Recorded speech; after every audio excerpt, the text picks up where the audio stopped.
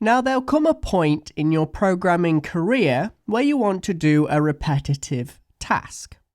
Now, whenever you want to do something repetitive, you use loops. Now, there's many kinds of loops in all kinds of programs, and usually they're the same set of loops. You have all sorts of different types of loops. Now, the one we're going to look at specifically is the for loop. And the reason why we're going to look at the for loop in JavaScript is because by far the for loop is very fast. It's extremely fast. And when it comes to repetitive tasks, what's really nice about JavaScript is it will pre-compile the context, the execution context of a loop, and that allows for a very fast execution of that repetitive task over and over again. Even if we're talking about tens of thousands or hundreds of thousands of executions, that same process that's compiled in memory is very fast. So JavaScript is no sluggard when it comes to loops. But why am I showing you the for loop?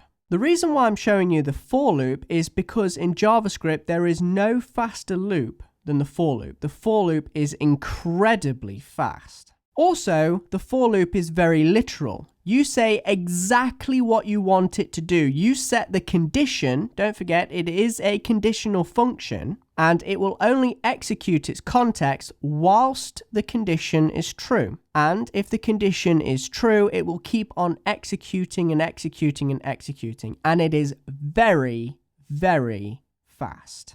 Now, why would you want to use the for loop or any type of loop? Well, let's say I fetch data in from a backend database.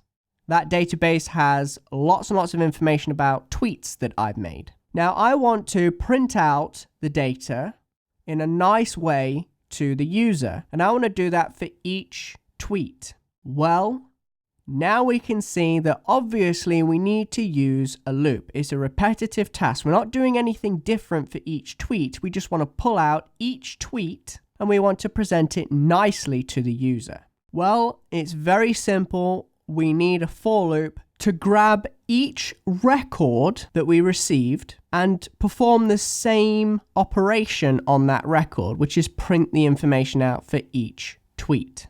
And if I had hundreds of thousands of tweets, I can use a for loop and it is incredibly fast. We are talking about milliseconds, and there is 1,000 milliseconds in a second. Now, depending on what you're doing in this for loop, generally, if you're just working with raw data, it is immensely fast. We're talking perhaps 5, 6, 10, 20 milliseconds. And bear in mind, there's 1,000 milliseconds in 1 second. And that's for, let's say, hundreds of thousands of records, hundreds of thousands of pieces of data. That's why for loops are very important in programming, and they can save you a lot of time. So for this lecture, we're going to be working with a project, which again is a simple index.html file, and this file will load in our script.js file. So here's our index file that's loading in the script.js file. And now we're going to take a look at this JavaScript file. Now you'll notice I've just simply created a variable, given it a name, called it array, and then it stores an array by using the square brackets. Again, we're using an array literal, which literally means this is an array. Now we have an empty array, and we're going to be using the push method to push values into our array. Now, if I go ahead and click on this lightning icon, I can go ahead and open up the browser, and I can right click and say inspect element. And now what I can do is take a look at my array. There it is. It's again in the global scope, so I can just call it straight out. And if I say array.push, and then let's push a value in here of, let's say, 200, or it could be a string or whatever you wanted to push into the array. I'm just going to hit return. And now when I call array, you'll notice that value has been pushed into the array, and I can just keep pushing values into the array. So now I push the value 300 into the array as well. So this is what we're going to be doing in the for loop. We're going to push numbers into the array. And the numbers we're going to push into the array go from 1 all the way up to 99,999. So I'm going to go ahead and clear the console for now. And what we want to do is take a look at our project again. So the goal is I want this array to start from 0 and go all the way to 99,999. Now that might sound a bit strange, but this array will ultimately contain 100,000 elements. So what I want to do is create a for loop that will push all of those values from 0 to 99,999 into this array. So in order for me to declare a for loop, you first need to write the keyword for. A lot like with the if statement, if you wanted to declare an if statement, you say if. Well, this time we want a for loop. And again, we're going to open and close the brackets and open and close the parentheses. The parentheses being the execution context, and the brackets contain the condition. And if the condition is true, then this execution context keeps getting invoked constantly. And when the condition fails, which it must eventually fail, then this execution context is no longer executed. Now, if your condition never fails, then this execution context will keep going forever, for infinity. And what will happen is you will end up crashing the browser, or the browser may stop the script and say the script has become unresponsive. That is very bad, so you have to be careful when using loops in any language. Now within these brackets, we first of all want to create a variable, and this variable is going to act like a counter. Now think about it like a shopping list. You have a list of items, and what you do is you iterate through that list. You go item by item by item. This is what iteration is, and you do it on a daily basis. And with some things like counting, let's say pound coins, you go £1, £2, £3, so forth. That again is iteration. So we need a counter, and that counter will be iterated each time we execute or invoke the execution's context. So let's create that variable. And usually you'll see a variable with the name I, which stands for index. So I'm just going to leave it as I. You can give it whatever name you'd like, even something more literal like counter. But I'm going to say I equals 0 and end with a semicolon right there. So the first thing you do with your for loop is you create a variable that is a counter. Now do not say I equals 0 and assume the for loop is just going to create a variable for this for loop. This will actually create a global variable. We don't want to do that, so make sure you put the var keyword in there so the scope is respected. So now we have our counter, which is just a variable that contains a number, and that number will be incremented, iterated, aka add 1 each time, so +1, +1, +1, +1. And that will tell us how many times this execution context has been invoked. Next up, after this semicolon, we want to know the condition. And whilst the condition is true, this for loop will continue to execute. Now, eventually, we want the condition to fail. If the condition never fails, then we have a problem where the for loop will keep going and it will crash the browser. So I'm going to target my counter again. I'm going to target the variable. I'm going to target this box. It's going to open up the box and it contains a number. So I'm going to target that box, which is our counter that tells us how many times this for loop has been executed. And then I'm going to use the less than comparison operator. And I want to see if I is less than 100,000. Now at the moment, I is 0. So I is less than 100,000. This is true. This condition is true. Now, if we left it like this, the condition would always be true. We're not adding 1 onto I. And so what will happen is I will remain at 0 and it will always be less than 100,000. This condition right here will never fail. And so that's very bad. So what we need to do now is the iteration process. So we put in another ending semicolon. We have the counter, we have the condition, and now we need the iteration process. So I'm going to say I++, which means target that variable I, which contains a number, and add 1 onto it. This is how you do it in JavaScript. You just simply target the variable and say ++.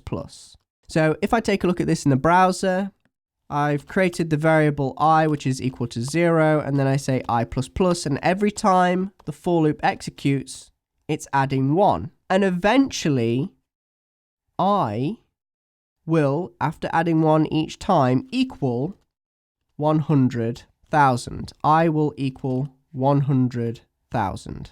Now, I is not less than 100,000. I is now equal to 100,000. So this condition will eventually fail. It will be false, and the for loop will stop executing. That's very important. So now we've gone ahead and created a counter, which is just a variable that stores a number. And then we've written the condition, which says check the counter to make sure that it's less than 100,000. And then every time we execute, we want to add 1 onto the counter. We want to iterate the counter 1 by 1 by 1 by 1. That's what iteration is. And eventually that will mean that this condition will fail. Now we have our execution context. This is our list of instructions to run every time the for loop is executed. So I'm going to target the array, and then I'm going to use the push method again to push a value into that array. And then I'm going to push in the value stored within our variable I. So we can use this counter right here within the execution context of the for loop. So this is really nice. So what's going to happen is the first time this runs, I is 0, then 1, then 2, then 3, then 4, and it will fill up this array all the way till 999,000. So that is technically less than the 100,000. And then that'll be the last time it executes, because the next time it executes, it will be 100,000, and that will set this condition to false. So I'm just going to set that back to I, go ahead and save it, and then I want to refresh the browser.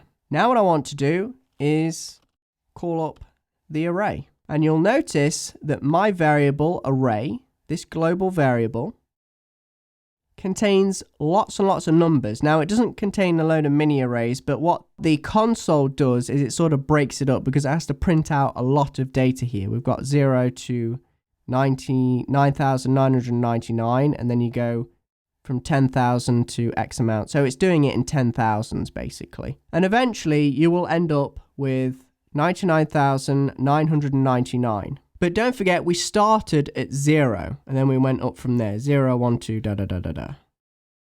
So there's lots and lots of information here, lots and lots of elements pushed to our array. And so the length is 100,000. Don't forget that the 0 index of the array, which yes is 0, is classed as 1 when it comes to the length. So the array actually contains, instead of 1 to 100,000, it's 0 to 99,999. But however, there's still 100,000 elements in this array. There are 100,000 numbers in this array. So the process we've done here is called iteration. But what type of iteration? Well, this is called incrementation. So we're still iterating, you're still dealing with the number 1, but we're adding 1 each time. This is called incrementing. So we started at 0, add 1, 2, 3, 4, 5, and so forth and so on. So we incremented by 1 each time. Now the opposite end of iteration is de-incrementation, which means you start with a high number and then you go down. So in this case, we can invert the for loop by saying start the counter at 100,000. So we're starting at 100,000 now, and now we don't want I is less than 100,000 because this means that this condition right off the bat is false. So this execution context won't execute because 100,000 is not less than 100,000. So what we need to do is we need to change this around. And we need to set this to 0 this time. So you see how we've inverted the comparison operator and the two numbers. We swap them over. This is 100,000 and this is now 0. So we've changed it all around. Now I is greater than 0. I is 100,000, so it is greater than 0. So this condition at the moment is true. And it will always be true if we say I++, because I will keep getting bigger, and therefore the condition will never fail, which means this is an infinite loop which will crash the browser. What we need to do is de-increment. So now our iteration is de-incrementing. It means it's taking away 1. We're still dealing with the number 1, so you can either increment by adding 1 or de-increment by taking away 1.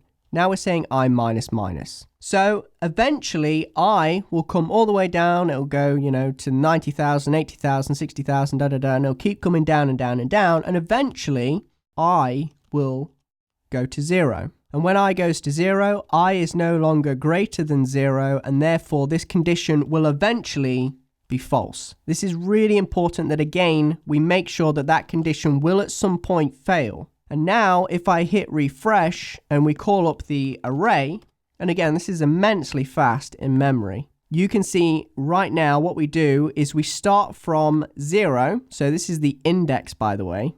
0, but 0 contains the number 100,000, and then we're going down from there, like so. So this is one example of a for loop, which is pushing lots of numbers into an array, but largely this is never going to crop up in your computing career. You're not going to want to push a load of numbers into an array. There may be certain points where you would, but however, this isn't practical. So join me in the next lecture where I'll be giving you practical examples of the for loop.